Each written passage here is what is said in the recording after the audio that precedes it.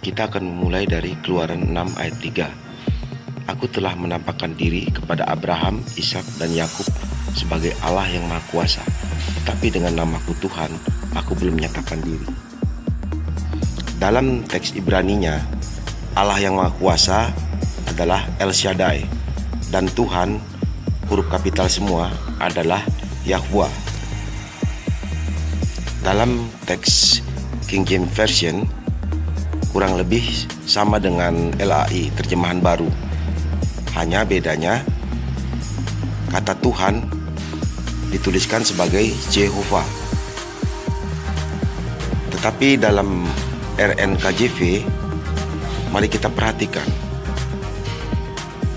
Mirip dengan King James Version, hanya bedanya pada RNKJV diberikan tanda tanya.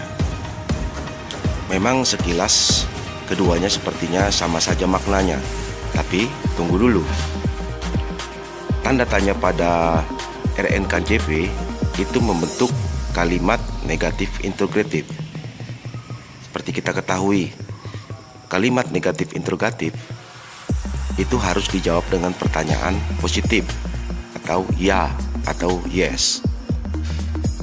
Pada King James Version, dengan nama Jehovah, aku tidak memberitahukan pada mereka. Sedangkan pada versi RNKJV, dengan namaku Jehovah, bukankah aku sudah beritahukan pada mereka? Jadi, di sini artinya jelas bertentangan.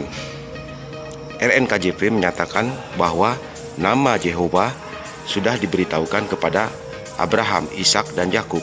Sedangkan pada KJV menyatakan bahwa nama Jehovah tidak diberitahukan kepada Abraham, Ishak, dan Yakub.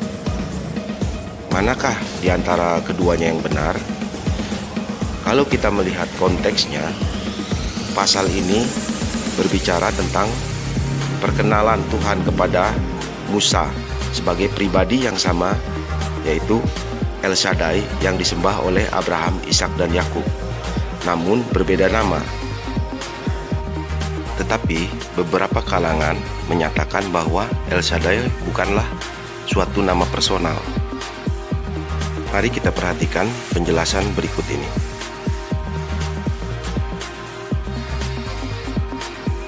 Dalam Kejadian 21 ayat 33, frase on the name of Jehovah El Olam dalam teks Ibraninya adalah Basem Yahweh El Olam, artinya dalam nama milik Yahweh, yaitu El Olam.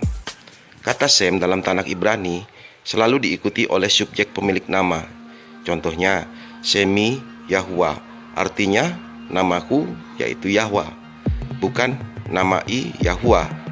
Jadi kata Sem tidak diikuti oleh nama personal yang dirujuk.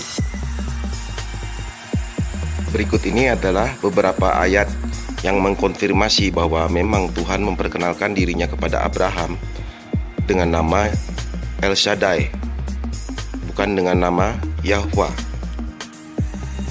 Kejadian 17 ayat 1, Kejadian 28 ayat 3, Kejadian 35 ayat 11. Demikian juga kepada Yakub, Tuhan menyatakan dirinya dengan nama El Shaddai.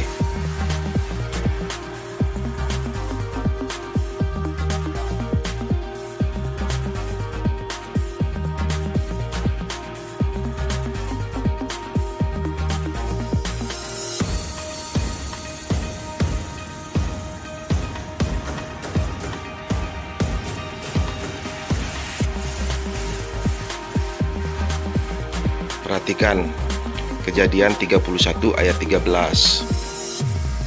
Tuhan menyatakan diri dengan nama El of Bethel. Kejadian 35 ayat 1, bahwa Yakub membuat altar kepada El. Kejadian 35 ayat 3 juga menyatakan bahwa Yakub membuat altar kepada El. Jadi makna dari Kejadian 6 ayat 3 adalah Tuhan meneguhkan bahwa Tuhan yang disembah Musa dalam nama Yahwa adalah Tuhan yang sama dengan yang dikenal oleh Abraham, Ishak dan Yakub dalam nama El yang Maha Kuasa, dan bahwa dengan namanya Yahwa Allah belum menyingkapkan kepada mereka. Dan jelaslah bahwa Abraham, Ishak dan Yakub tidak mengenal nama Tuhan Yahwa, melainkan mengenalnya dengan nama El yang Maha Kuasa. Apabila Abraham tidak mengenal nama Yahwa, jadi nama Tuhan mana yang dipanggil oleh orang-orang sejak zaman Enos? Kejadian 4 ayat 26. Lahirlah seorang anak laki-laki bagi Set juga, dan anak itu dinamainya Enos. Waktu itulah orang mulai memanggil nama Tuhan.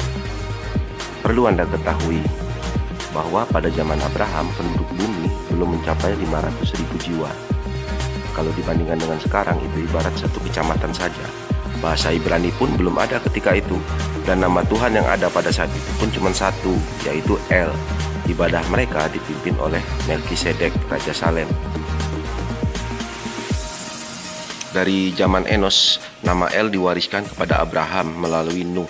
Sebab pada zaman Nuh terjadi banjir air bah dan tinggal 8 orang saja yang hidup untuk menjadi moyang manusia. Jadi nama Yahwa yang mulai diserukan orang pada zaman Enos adalah El. Lebih jauh lagi sebelum zaman Enos, nampaknya Hawa telah menyebut nama Tuhan Yahwa. Kejadian 4 ayat 1.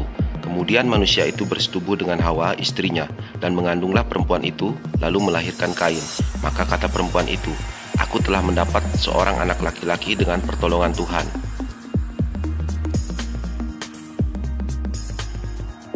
Tadi sudah dijelaskan bahwa pada zaman Abraham bahasa Ibrani belum ada, sedangkan Musa menulis kitab Taurat dalam bahasa Ibrani. Dalam hal ini harus kita sadari bahwa Musa melakukan penerjemahan dari kitab-kitab sebelumnya.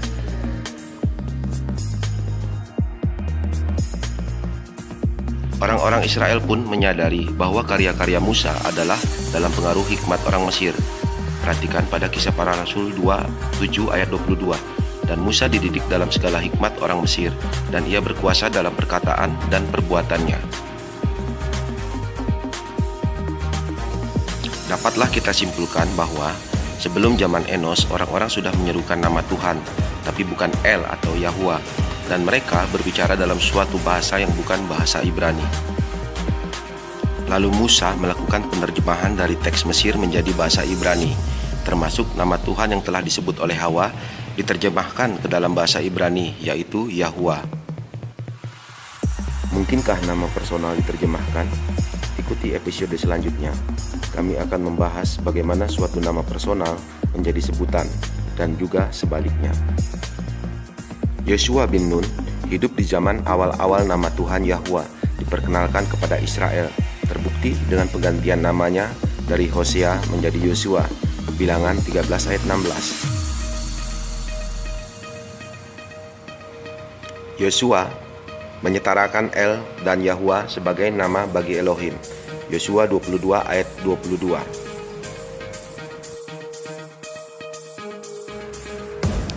Dalam teks Ibraninya, El Elohim Yahwa, El Elohim Yahwa.